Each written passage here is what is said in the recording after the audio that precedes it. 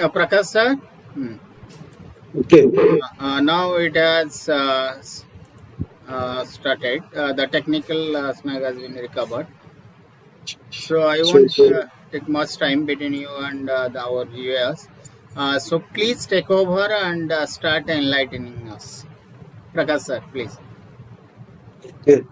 Namaskar. I am very happy that this Dhenkanal Science Center is organizing such a webinar on 14th April, the birthday of B.R.Ambedkar, Dr. B.R.Ambedkar, the great man of India, the real hero of this constitution maker of India, the real builder of India, a great social reformer. So before we discuss regarding this Ambedkar, we'll have to go to the other conditions, that is 19th century background. In 19th century, witnessed several upheavals in India as well as in the world. In 19th century, there was Raja Rammohn Rai in India, a great social reformer. He is regarded as the forerunner of B.R. Ambedkar. So where he left, that was started by Dr. B.R. Ambedkar, it is said. Then in the world sphere, in the worldwide, we find the emergence of or the birth of the two nation states, Italy and Germany. That is by the people of Italy and Germany, these two states are created. And while these two, Bismarck and so when Bismarck made this German state, it was disunited and united the people of Germany, and a new nation state was emerged. Likewise, prior to it, France was created on the basis of nation state. Nation state means of people of one nation, one language, one culture, they live together. But in Indian context, that is totally different. India is a museum, that is people of different religions, castes, they stay together, languages, they stay together, culture, they stay together. And it is very hazardous to rule such a country that is almost like a continent. So it is also called a subcontinent. So there was the British rule. And during this British rule, we find that there are reactions in various parts of India. And before these reactions, that is the birth of Indian National Congress in 1885, there was, we find, Sipai Mutiny, that is first war of independence, 1857, and many martyrs. So in Orissa, we have also martyrs. And this great man, B.R. Ambedkar, he had taken his birth in the last decade of this 19th century. And when India, there was the beginning of these protest movements in India against the British rule. That was the beginning only. That was the Congress was at an infant stage. So it was the beginning of the revolution in India. But it was in the first stage, this Congress was helping the government, wanted to show the problems to the government. It was created by the British authorities, the British officer. He organized this Congress only to see the people of India. They should rule by them and they should give their opinions regarding these administrative loopholes. So that with that purpose, A.O. Hume, the foreign person, he started this organization called the Indian National Congress. Then we find that these first coming to the date, that is this date, that is Makara Pana Sankranti, or this Vishwa Sankranti, that this Vishwa Sankranti that is observed all over India. And in Orissa, it is also observed, and it is called the first day, that is the new year. It started in Orissa. So Pana Sankranti, and in this, that is this day, on this day, that is on Sankranti, that in Orissa we have one great poet, Gangadhar Meher. Fakirmun Senapati. Fakirmun Senapati, Sankranti, called Sankranti Pursa. He was a great leader in Orissa. Gautam Buddha, he was born on Purnima. So that is Vaishakha Purnima. So in Purnima, these holy days. Then Gangadhar Meher on Purnima, Rakhi Purnima. So these great persons, they have taken birth on auspicious days. So here also we find another person, that is B.R.Ambedkar, who gave the proper leadership for the upliftment of the poor. That is the greatest contribution. That is untouchables, upliftment of the poor, downtrodden. So that was the cause taken by him. That is the top priority given by him for the upliftment of the poor, upliftment of the downtrodden. So, this group to uplift these people, and besides this, that is the empowerment of women. That was also started by him. So the women should be empowered. Education should be given to them, so that without the empowerment of women, the society cannot change. Society cannot improve. So he said for this, and then we find, while marching along with the Congress movement, he started, we find many differences with Gandhi. Gandhiji gave a call for non-cooperation movement, civil disobedience movement, but he opposed the civil disobedience movement. He said civil disobedience movement cannot serve the purpose. So he, before it, while the Simon Commission visited India, it was opposed by the Congress, but he held him. He held the Simon, and he talked with him. Then during the 30s, in the Round Table Conference, they went and there in the Round Table Conference and demanded separate electorate for the Harijans. And it was due to his persistent effort, in spite of the opposition of Gandhi, he could bring the reservation for the separate electorate for the Harijans in the 1935 Act, Government of India 1935 Act. So we find there are differences between Gandhi and B.R. Ambedkar. So then in the latter speech in 1955, before his death, in a BBC interview, he never regarded Gandhi as a Mahatma. He said that Gandhi was not Mahatma, as he never considered his untouchables.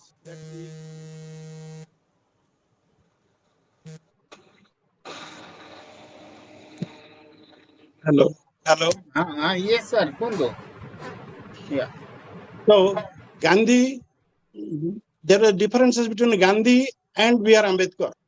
And Gandhi, during this time, he is fortunate enough to get some education. He was well educated, became a PhD holder.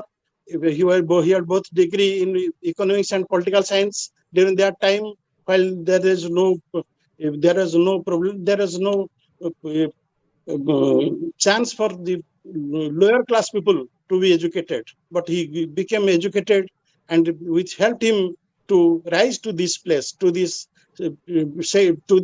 and he could rise a movement against the British, and also he could fight against Gandhi, even Gandhi.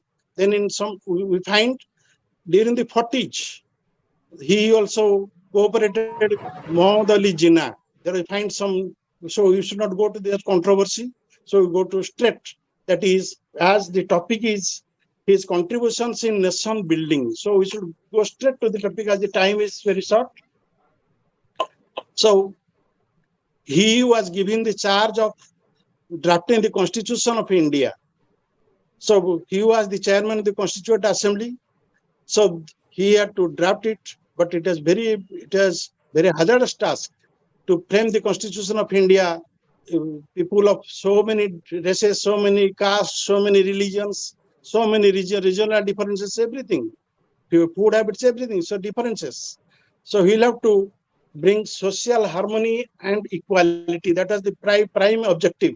Besides improving the condition of, or to uplift the condition of the downtrodden.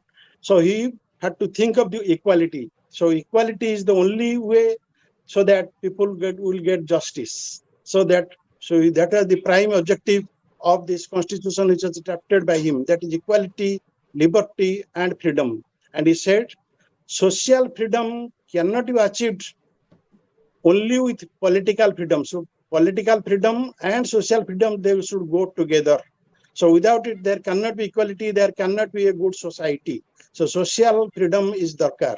Social freedom is required for the development of the nation. So he gave importance for the social development of the country. For the social development, he first took up not only the cause of these downtrodden people, but also of the women and other needy persons. So he gave importance on equality and fraternity. And that as the call given to all religious groups, that women, even of the Muslims, that he said for the education is necessary for the upliftment of the poor, upliftment of the downtrodden, upliftment of women. So without the development of women, without the development of the without the eradication of the social evils, this equality cannot be established in the society. So there should be eradication of the social evils first. Then he said for harmony. He said for the harmony of different groups and the rights of the poor and the backward classes. So he gave much emphasis while drafting the Constitution of India. Then for this purpose, besides this drafting of the Constitution, he had in the meantime had written many books and journals.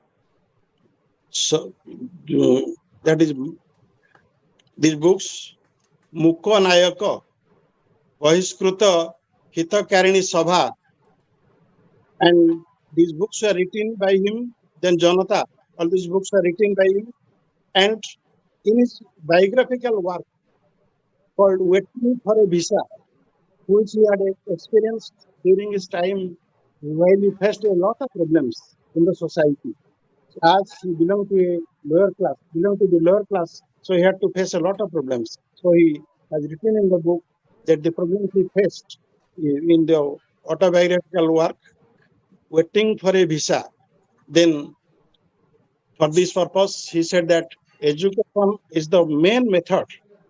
So to improve the condition of the people, so the people should be well educated. Then he said that first educate yourself, then agitate, then organize. That these are the three slogans given by him. While Gandhi gave the clarion call for the independence of India, he gave this clarion call that educate, agitate, and organize. And this should be done by the downtrodden people, by the untouchable, so that they can have their rights. Without agitation, without proper education, they cannot agitate in the right direction, and they cannot organize themselves in the right direction. So that he said for that there should be annihilation of caste. And he wrote a book on this in 1936, where he said he has written in this book against Gandhiji, as he disliked the idea of giving separate rights for the Harijans, whereas Gandhi said for that there should be behavioral change, which was not liked by Ambedkar. Ambedkar emphasized on that there should be separate illiterate system for the downtrodden, for the poor class. So he said, and finally there was an agreement. So there was confrontation, then finally reconciliation between Gandhi and Ambedkar. And Pune Pact was signed, and in this Pune Pact, then he got this right that there should be reservation for the Harijans. Then he said there another think that there should be change of mindset, that the higher class people, they should change their minds, that they should not disregard them, they should treat them as equals. So equal opportunities should be given them. So mindset that should be changed fast for this education. So mindset, he emphasized on mindset, and he said that cultivation of mind should be the ultimate aim of human existence. And he gave emphasis on equality to be the governing principle of the government. And without social liberty, there will be no freedom, and law and order are the medicines to get this political right. So he gave much importance to this education. Then he said for that there should be no hero worship.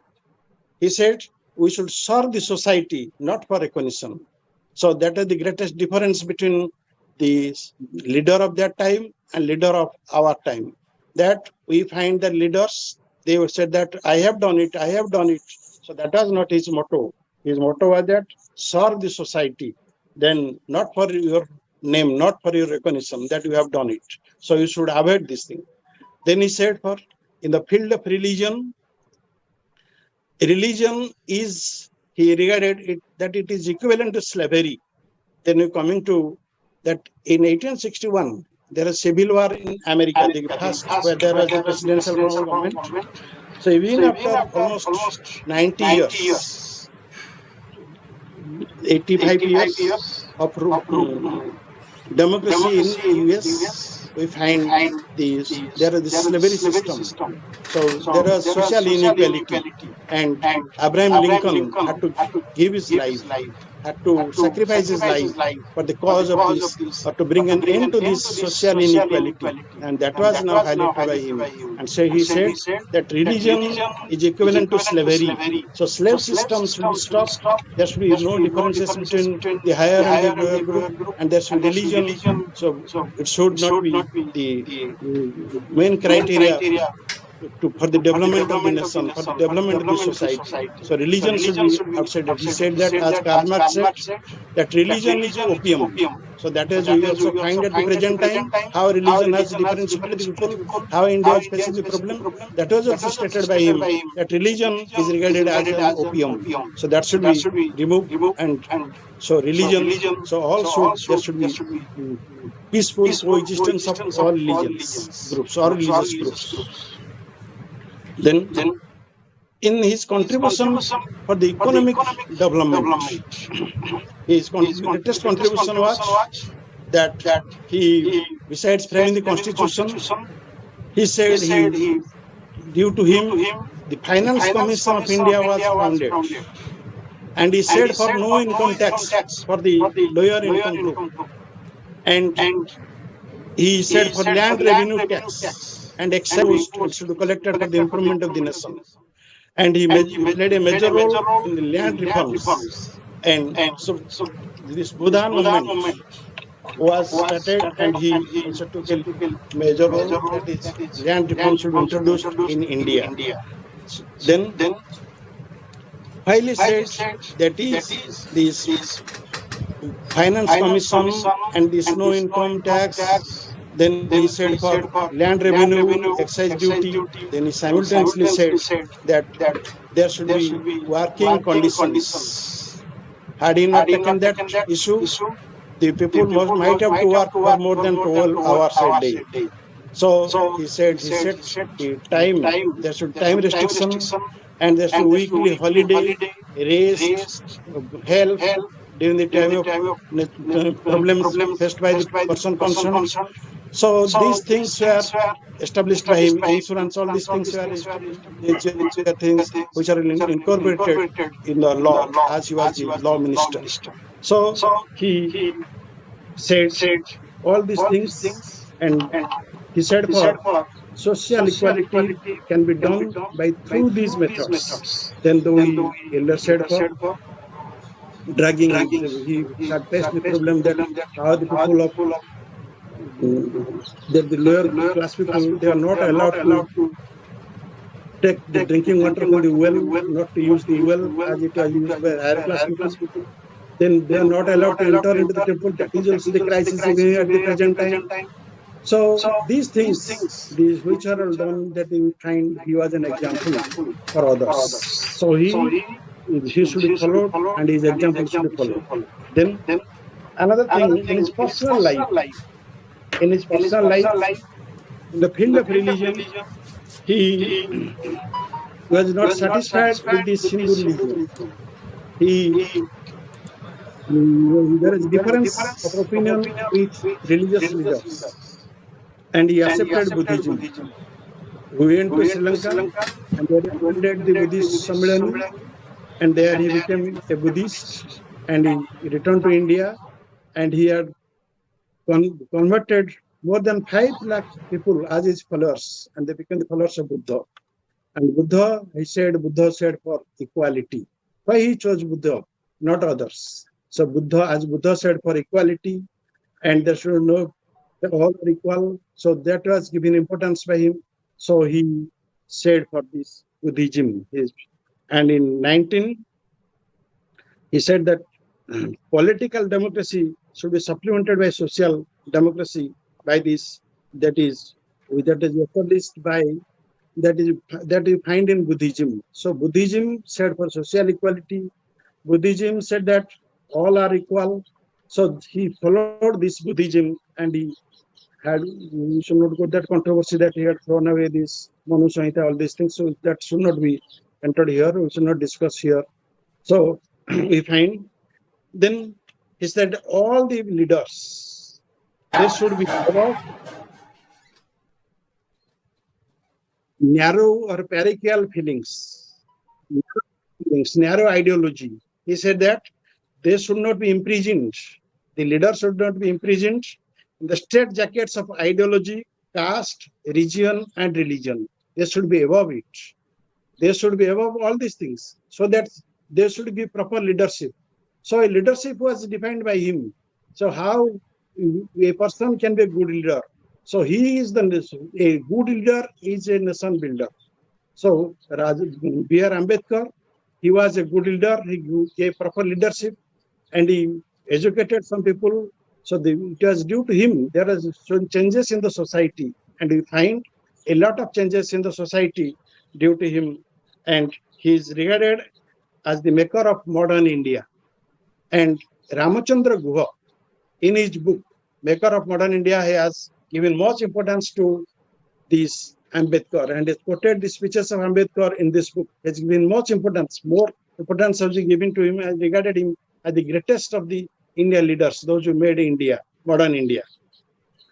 And the another contribution besides this, there was, that is, we are thinking of it now. Now there is a lot of controversy. Now during that time, as he was the law minister, he had recommended for uniform civil code. So during that time, he had recommended for uniform civil code. That has not implemented. So that is something which are done by him. And then this work of the contributions of Ambedkar are not only confined to India. So his work has been praised highly in Nepal. The Constitution of India that was followed by Nepal. So Nepal also accepted him as a great leader. So the birthday of B.R. Ambedkar is also observed there in Nepal and in other countries. So he was a great man. And during this time, before his death in 1956, before his death, he had to face a lot of problems. And that is a controversial question. I saw I decided not to go to that. Yes. So before his death, he was not satisfied. His elections, all these things, how he was defeated, all these things, these are all controversial things. So we should not discuss these things in public. So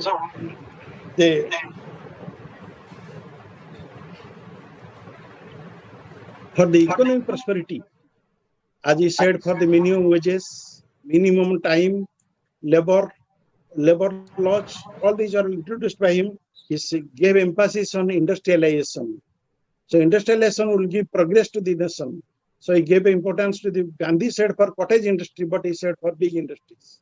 So the industrialization, then for all his work, he has been posthumously awarded, not during his lifetime, posthumously awarded Bharat Ratna in 1990. In 1990, the government of India conferred on him this Bharat Ratna. And so he was recognized as a great leader. And so these contributions, the greatest tribute, the greatest homage to Ambedkar would be to develop our country on the principles of social, economic justice, and equality of status and opportunity. So that these are the great contributions of this great man, though who framed the Constitution of India, the maker of the Constitution of India, the maker of modern India, and that was the role played by him for making India great. So, but he lived for a short time. That he did not live. He only died at the age of 65. So this time. So had he lived for a long time, you could have seen he had also given importance. Do something for the nation, not for yourself. So live with your work, not with your long span of life. So your work will keep you alive forever. So that is B.R.Ambedkar. We should remember him. So the posterity should learn. So his death, what his work has kept him alive. So I now again thank the Science Center for inviting me and to give a talk, give a lecture on this topic. So I feel myself elated and I feel myself great. And I even thank the Science Center of Dhenkanal for organizations web seminar, web conference. So in future they will conduct this, I hope. Last year I had discussed other parts of Ambedkar. So this year I did not touch those parts, that his life and other things. So I touched only his contributions as the topic is greatest. That is very ideal topic. That is B.R.Ambedkar and contributions to nation building. So for the building of the nation, so that is what he had given in the Constitution, that reservation, all these things should be for 10 years, but it's still continuing as their condition has not improved. So in spite of this, we find the pictures in the villages at the present, the population of India. So all these things, they are the greatest obstacles, hindrances for the growth of the nation, for the making of the nation. So it is the politicians, the leaders, as he defined who is a leader. So it is the leaders, those who should take the leadership and should lead the nation in the proper way, proper manner, so that nation can develop, India can become great. So thanking you all. So again, thanks a lot, sir. Thanks a lot. Very nicely and to be very specific, you have elaborated the theme that Dr. B.R. Ambedkar's contribution in nation building. No doubt he was a great leader.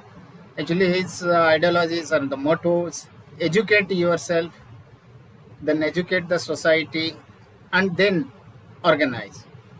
And change of mindset is a must, which is sine qua non, and even serve the society, not for your name. That was the ideology, the greatness. It was his greatness, and he has fought till the end of his life freedom of religion, and peaceful coexistence of all the religions. Yeah, and he was always advocating lower income group people should not be levied tax, no income tax for this lower income group, and even till date it has been implemented. No doubt. So thank you. Definitely, if we organize it in offline mode, only a limited people can achieve. But simultaneously, this program was live streamed in our social media pages, and it will continue, and more people can reach whatever you have elaborated today, sir. And thanks a lot on behalf of Dhenkanal Science Center I thank you wholeheartedly for giving your precious time. Now it is 2 minutes. Thank you, sir. And definitely in future we look forward for your similar support, this type of support in our upcoming events also. And mostly now the pandemic, it's becoming Over. It is going to be not over. over, sir, but getting normalized gradually. So once everything gets normalized, definitely we'll organize some offline programs in our campus. Thank you all. And Thank at the end, I thank all our viewers. you. Thank you, sir. We'll end the meeting.